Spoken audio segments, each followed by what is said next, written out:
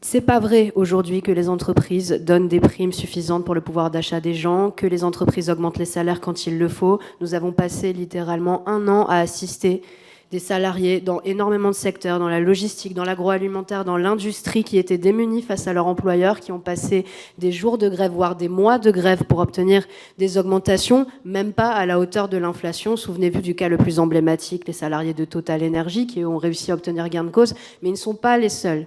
Il y a eu des centaines de grèves dans toute la France et qui n'ont pas toutes été suivies d'effets. Ça, c'est la réalité du dialogue social aujourd'hui en France.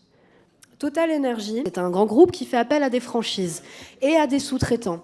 Ce qui veut dire qu'aujourd'hui, dans les 3500 stations-service Total qui ne sont pas détenues directement par le groupe, les pompistes sont payés au SMIC.